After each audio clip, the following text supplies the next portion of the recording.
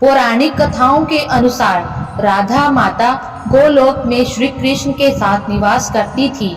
एक बार देवी राधा गोलोक से कहीं बाहर गई। जब वापस आई तो देखा कि कृष्ण भगवान गोलोक में नहीं थे। उस समय भगवान श्री कृष्ण अपनी एक सखी विराजा के साथ गोलोक में घूम रहे थे।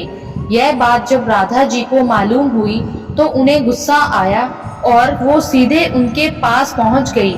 वहां पहुंचकर उन्होंने भगवान श्री कृष्ण को काफी भला बुरा कहा।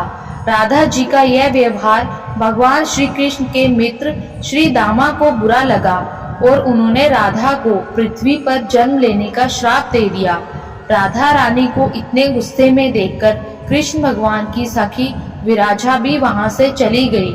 इस श्राप के बाद राधा ने बदले में श्री दामा को श्राप देते हुए राक्षस कुल में जन्म लेने का श्राप दे दिया।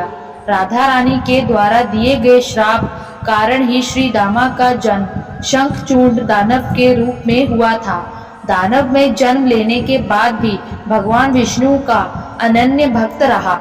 वहीं दूसरी ओर राधा रानी ने भी पृथ्वी पर वृषभानु के घर पुत्री के रूप में जन्म लिया, लेकिन राधा रानी वृषभानु जी की पत्नी देवी कृति के गर्भ से नहीं जन्मी।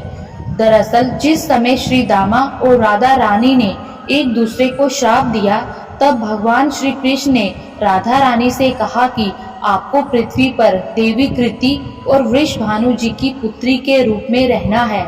इसके आगे भगवान श्री कृष्ण ने राधा रानी से कहा कि जब आप विवाह के योग्य हो जाएंगी तो आपका विवाह मनुष्य के अवतार में रायण नामक एक वैश्य से होगा। हालांकि वह भी मेरे अंशावतारों में से ही एक होगा। आप धरती पर भी मेरी प्रियतम बनकर ही रहेंगी, परंतु हम दोनों को वहां बिछड़ने का दुख सहना होगा। हे राधा रानी, अब आप धरती पर जन्म लेने की तैयारी करें। सांसारिक दृष्टि में देवी कृति गर्भवती हुई और उन्हें प्रसव भी हुआ, लेकिन देवी कृति के गर्भ में योग माया की प्रेरणा से वायु का प्रवेश हुआ और उन्होंने वायु को ही जन्म दिया। जब वह प्रसव पीड़ा से गुजर रही थी, उसी समय वहां देवी राधा रानी एक प्यारी सी कन्या के रूप में प्रकट हो गई।